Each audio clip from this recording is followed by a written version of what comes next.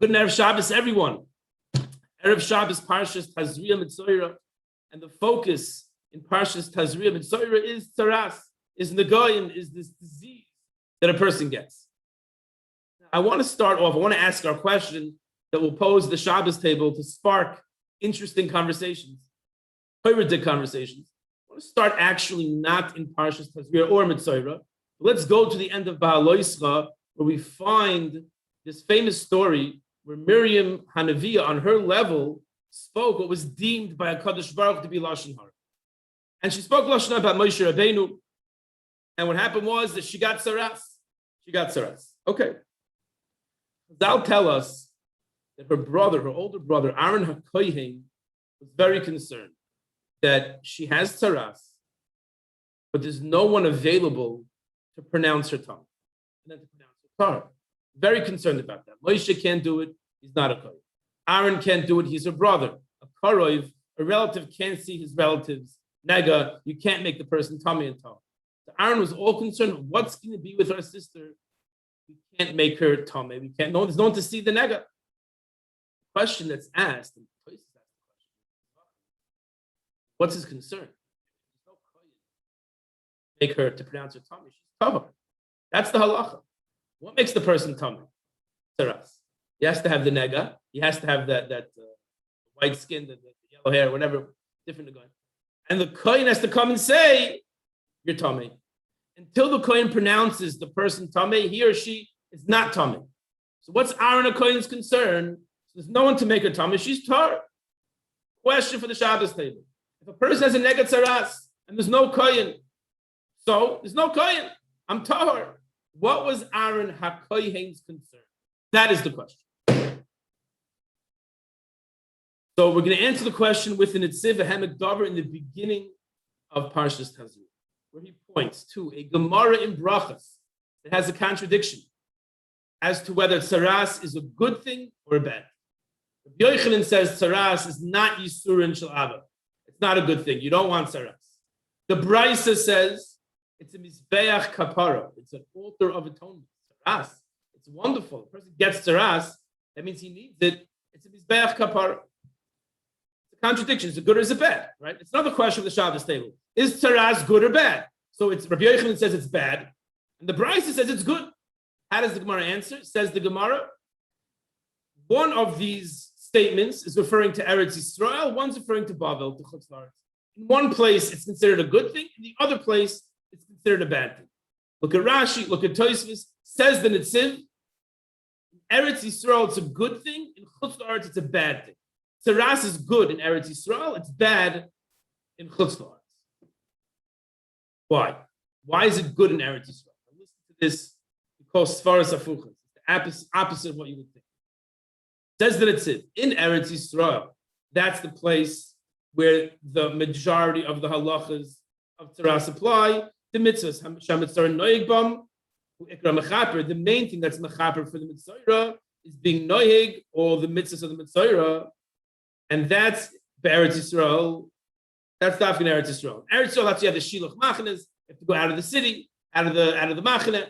All the halachas of the Metzora only apply in Eretz Yisrael, and it's mizbeach kapara.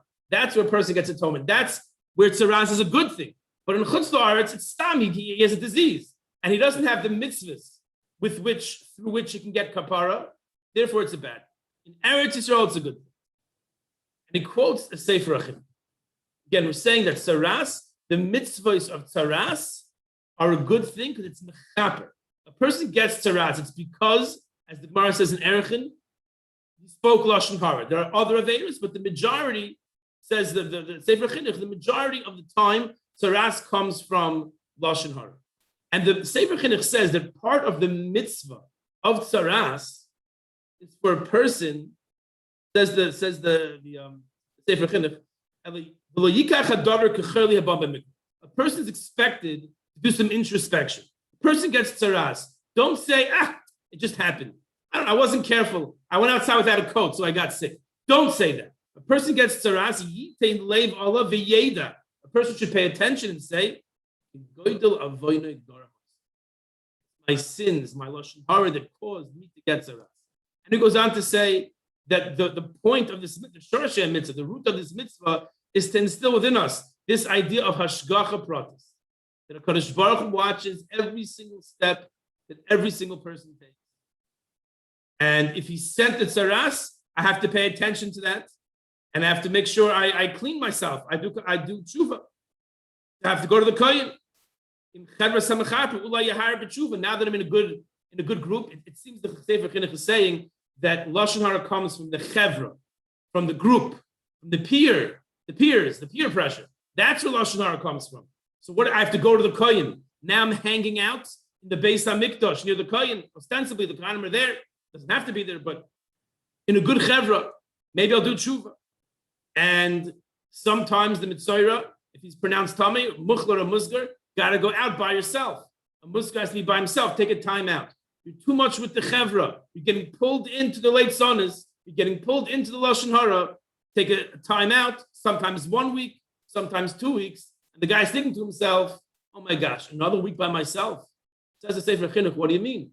This guy probably did a little bit of tshuva, not full tshuva. Hashem is sending him back another week by himself in solitary confinement. Tracht another week and do more tshuva. So this horrible experience of Tzaraas, and I have to go out and by myself, it's a good thing. It's mechaper. Rabbi Yid, pay attention. HaKadosh Baruch Hu is sending you a message. As the Rambam says, the end of the halachas of Tumas Tzaraas, the famous Chazal, Hashem first sent the Tzaraas on the house.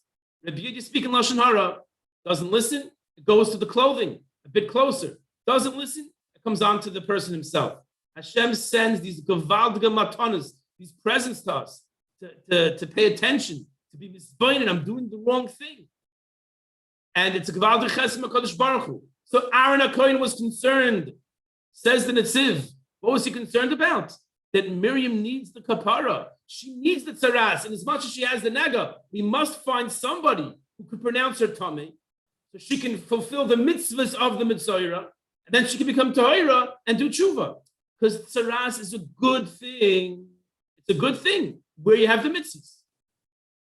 Hashem said, I'm going to pronounce your Tameh, I'm going to pronounce your Tar, as the Gemara in Zvachim says. It's an amazing change of mindset that when things happen to us, we often think, oh, why did my car break down? How come, after my roof got damaged, I have to replace it? All these things that happen to us, and we think, the Netziv and the Sefer Chinuch and the Rambam are telling us that it's all signs from above. Baruch was saying to us, don't take this setback, this perceived setback, as a mikra, as a coincidence. It happened. A person should pay attention to the signs that HaKadosh Baruch Hu is sending us. So Lashon Hara is the Aveira that Hashem chooses really specifically to send us these signs. And we see both in the Rambam and the Sefer HaChinuch the importance of chevra. If you hang out with the wrong group of people, the Rambam says a person ends up being koifer in HaKadosh Baruch Hu, denying Yiddishkeit, denying HaKadosh Baruch Hu chas v'shalom. And the whole idea of the Metzora is to take it out of this chevra, the importance of being in the right chevra. Harchek mishachein ra, as the Mishnah says in the first parak Pirkei Avos. Al tischaber l'rasha, must distance oneself. But secondly, to realize Tzaraas is good. Sometimes what we feel are setbacks to us, we feel are bad things. It's Hashem trying to point us in the right direction. Life is full of disappointments. Things often don't go the way we want them to go. But if we internalize this lesson of Tzaraas, this lesson that HaKadosh Baruch Hu is doing the best for us, and obviously this house, this car, this shidduch was not meant for me. I did my ishtadlus. I did what I was supposed to do, but it wasn't meant for me. That's Hashem telling me that it's not for me. Instead of having the frustration, we have bitachon that HaKadosh Baruch Hu always guides us in the right path, and that's the main lesson of Tzaraas, is to realize that the Yid is thinking to himself, why is this happening to me? You know why it's happening to you? Hashem is sending you a message. We should all be zoiche to hear the messages that HaKadosh Baruch Hu sends us, even if it's not always done in the way that we would like, and it's a bit painful sometimes, but realize we have Avinu Malkeinu guiding us. We should hear the signs and do the proper tshuva and live life the way it should be lived, wishing everyone a wonderful Shabbat.